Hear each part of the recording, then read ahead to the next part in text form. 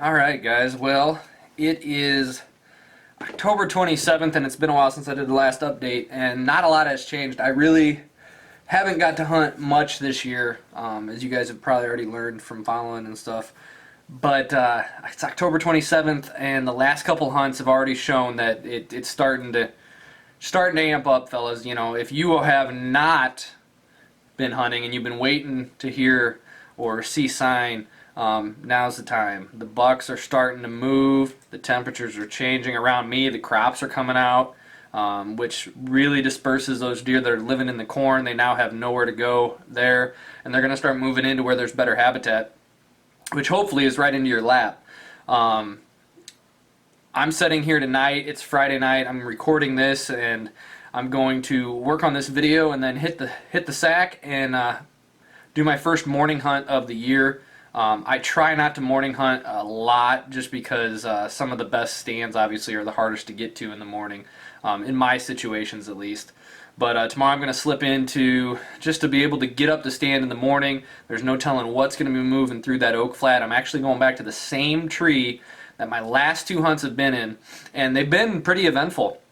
I can't remember the date, and I'll flash it up on the footage that you're going to see.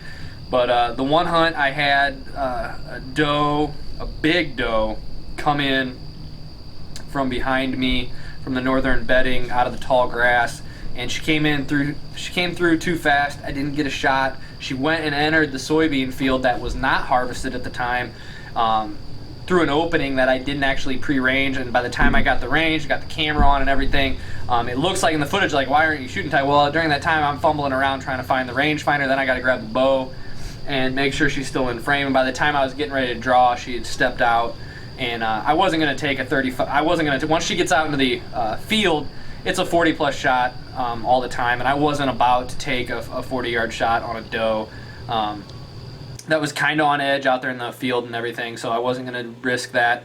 Had a then 8-pointer came in right around the base of my tree and everything. He was extremely curious. He then entered the field and met her line and took up her trail and then took off the way she went. So he was following her on a beeline. There was a button buck running around, not sure where to go. I think he was actually the offspring of the big doe. So then the night ended. It was quiet. I was able to slip down and out. And then the last time I hunted was Wednesday, which would have been October 25th, 2 nights ago, and I saw the first bigger buck. I say bigger because his body and his age is bigger, but he's a buck that's been at the swamp property. I was up that same stand. They had the beans were now gone, and I'm trying to remember the timeline. That first hunt was, I think, 5 or 6 days prior to this last Wednesday. But I get up the tree, and I actually had that same big doe come in, but this time she came from the south, crossed the soybean field on a run, and then came in swooping behind me and entered the oak flat and started eating acorns. And they ate acorns the entire time from when she entered, which was about 40 minutes before legal time was up.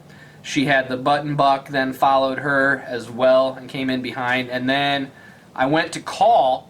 I figured I'm going to try to do a little bit of calling, just some gentle, with my Hooks custom call that's out in the hunting bags. Obviously I thought it was still hanging in there for some reason, but went to grunt, and I looked back and there was this big bodied deer, and I could see the frame of the antlers coming towards me, so I got excited. I mean, with that size of a body, I knew it was potentially a shooter because most likely he was, you know, of the age. He was up in that upper age bracket of 3.5, 4.5, 5.5-year-old deer. So I get the camera and everything ready. I guess that he's going to come in behind me like the other ones. I'm trying to get the bow and everything. And then I realize that it is the buck that's out there, that his one side, he has brow tines on each side, but his one side has never developed. 1 year he had just like a defunct one side with his one beam just kind of goes out. That year it was even less developed, but this year he actually did develop a little bit. He's got a decent frame, but there's just no points hardly going on at all. The one side's just a swooping blade, really. And I just decided it's too early for me to waste a tag on a buck that I just don't have any desire to shoot. Predominantly, I mean, he's mature-wise, he's the biggest, most mature active deer out there at the swamp property. But he'd be a great deer. I'm hoping the landowner or the landowner's grandson gets a shot at him. He's a cool buck. We've had him on cameras for a few years, and he started bumping does around, and he came in and he gave me a bunch of shot opportunities. It was really dark. I'm not sure if I'm going to be able to share those images. I haven't been able to color correct it, but it is pretty dark, but you can hear him a little bit. And had something bigger come in after legal time that night on Wednesday. Came in from behind me, so I assumed it was up in the northern bedding, which is a great sign. I'd love to be able to see what it was. I only got a fleeting image of the big body, but then after dark hit, there was deer. I mean, right after legal time, I had deer coming in from every direction. I got pinned up the tree for about 40 minutes before I was able to slip down and out. And that's a stand I'm going to hit tomorrow. So starting to amp up. I'm finally going to be able to hunt a little bit more. Found out that this next week is going to be another week where I got a lot of work from my day-to-day job. But I'm going to try to get out in the afternoons as much as I possibly can between now and November 17th, which is the last day before Indiana firearm season. So there's a couple stands that we've been letting sit. We have not hunted. Our best stand, the bottom of that slope by my parents' place, the homestead property that I've said is the best stand out of all of them. One of us may actually be up that stand tomorrow night, and there's no telling what moves through that corridor at any given time once we get to about mid-October till mid-November. I think there was one year that we estimated there was about 21 different bucks pictured in that time frame. I think it was like a dozen or 13 of them were during daylight hours, and of those, about 5 were no doubt shooters. So in both antler and maturity, but they were all mature bucks, 3.5-year-old or more minimum.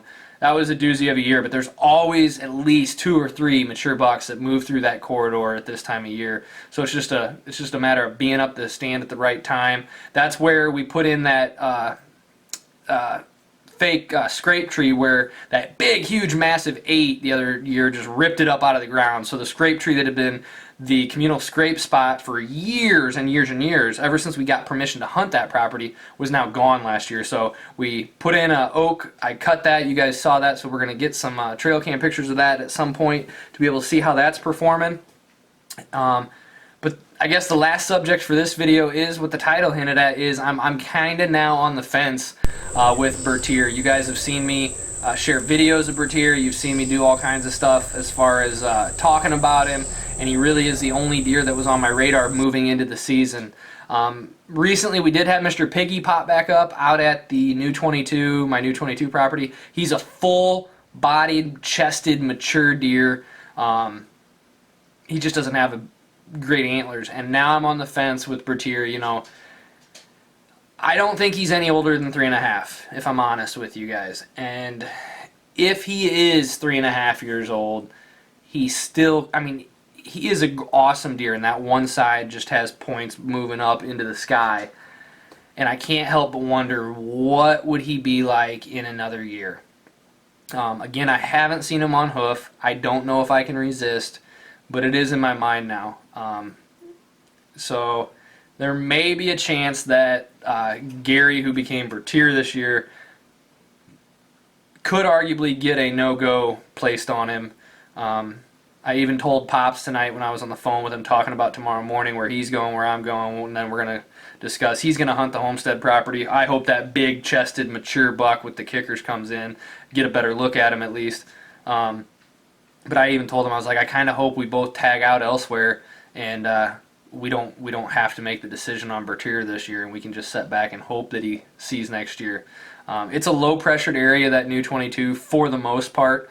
If Bertier makes it through the first week or so of firearm season here in Indiana, I think there's a really good chance that he will definitely see it next year. At that point, especially once firearm season closes, I would say he has a greater chance of getting hit by a car because of the rural nature of that property than he does getting killed to a hunter. So I'll keep you guys posted on that. I don't know. I'd really love to see him on hoof. I think it'd be awesome just from the standpoint of getting some video footage of him live and seeing him. And that'll probably tell the story a little bit more. You know, it's one thing to try to age him in pictures. There's some pictures where I just don't think he's a buck that exhibits a really huge body, and I've followed some guys that have had deer that are 5, 6, 7 years old that just don't exhibit the big bodied maturity that you would expect. So I don't know if maybe it has something to do with his antlers. Maybe he suffered from a disease when he was younger and he just didn't fill out like all the rest. But he's just a skinnier type buck, but he's got that brisket, he's got the chest. His face looks aged, but it's just kind of tough to tell. So I'm really hoping if I see him on hoof, my gut will tell me yay or nay, and hopefully it's right. So that's where we're at, guys. I'll keep you guys posted. And if you're not up a tree, this is the time to start getting up the tree. If you need to call in sick to the office, make sure you do. If my boss is watching this, I don't do that ever. But it just is what it is. So guys, make sure you're up the tree. The big boys are starting to peruse. The scrapes are exploding. The rubs are popping up everywhere, and we have does. The early cycling estrus does are definitely starting now. So there's a chance that you could have your big boys start moving in killable time, and if you're not up the tree, you're only going to regret it. So this is Ty. God bless, and good luck out there.